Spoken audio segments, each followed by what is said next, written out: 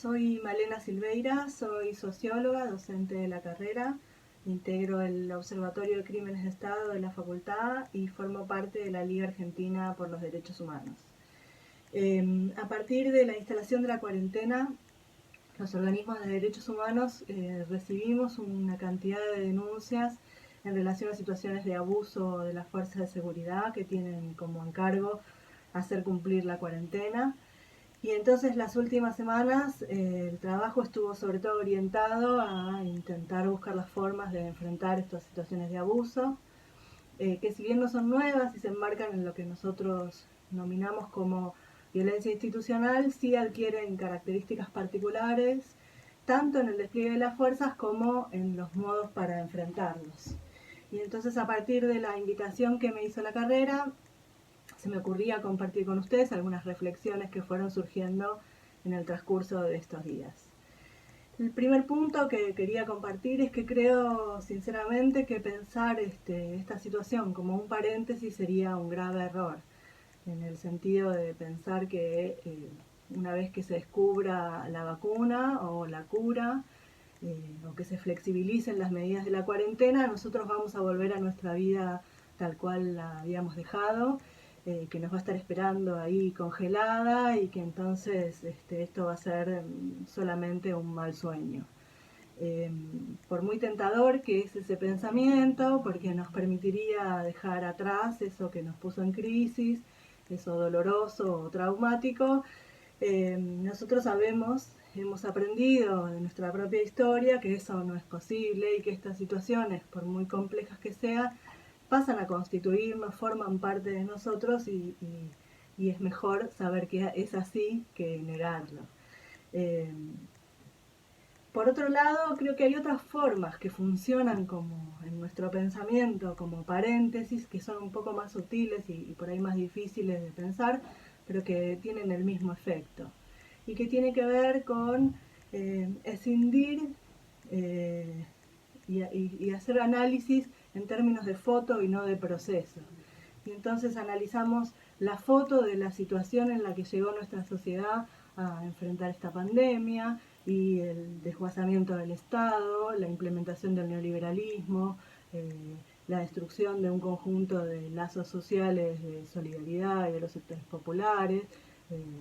las dificultades de organización autónoma de los sectores populares, etcétera. O analizamos la foto de lo que se está haciendo, las medidas que se están tomando en el momento de la crisis sanitaria, si testeos masivos sí o testeos masivos no, si las políticas en los hospitales, si la medicina privada o la medicina pública, o analizamos la foto de qué es lo que va a pasar en la salida de esta crisis, eh, y en eso se han debatido en las últimas semanas desde las posiciones más optimistas que proclaman el fin del capitalismo hasta posiciones muy pesimistas que plantean una heteronomización aún mayor, una atomización, una sociedad de control absoluta. Y yo creo que es un error creer que uno puede analizar la foto sin analizar el proceso y que entonces en ese punto esas fotos se constituyen también como especies de paréntesis que nos impiden un análisis un poco más complejo. Y cuando eso pasa, nos encontramos sorprendidos frente a un surfer que maneja 500 kilómetros a pesar de las indicaciones porque quiere pasar la cuarentena frente al mar, a una persona con fiebre que decide festejar igual su cumpleaños con un montón de amigos, o al gobernador Gerardo Morales que decide pintar y marcar las puertas de las casas de aquellos que están infectados. Y cuando uno analiza en términos de proceso y no en términos de foto, se preguntaría, ¿es tan raro pensar que esto sucede? ¿Podría ser de otro modo? ¿Podemos ser solidarios de un día para otro simplemente porque alguien nos dice que debemos serlo? Lo mismo pasa con las fuerzas de seguridad. Nosotros le estamos dando mayor poder, mayor capacidad de acción y menos control a fuerzas de seguridad que vienen hace muchísimos años eh,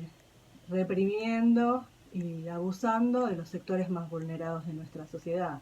Y se lo estamos dando también en un contexto muy particular donde esas situaciones de vulneración son aún mayores que como eran antes, ¿no? A las situaciones estructurales de pobreza, de falta de trabajo, de precariedad en las viviendas, etcétera, se suman las que se suman en estas condiciones, las dificultades aún mayores para salir a trabajar y para conseguir el sustento diario, la angustia propia por la salud de los seres queridos, las condiciones terribles en las que se deben muchas veces llevar adelante estas cuarentenas, complican todavía más y vuelven más vulnerables a aquellos que ya estaban en condición de haber sido vulnerados. Y dentro de esta situación de mayor vulnerabilidad en la que nos encontramos se encuentra también la dificultad que tenemos para enfrentar estos abusos de los modos en que habitualmente los enfrentamos. Las formas más eficaces que hemos encontrado para evitar o hacer justicia es la construcción de fuerza colectiva y es la calle. Son las familias o los barrios yendo a reclamar por la liberación de los detenidos o frenando una detención sin justificativo en la vía pública, son los abogados de las organizaciones yendo a reclamar para la liberación o presentando habeas corpus cuando no se sabe en qué comisaría están, son las movilizaciones en tribunales o las denuncias masivas a los efectivos de las fuerzas que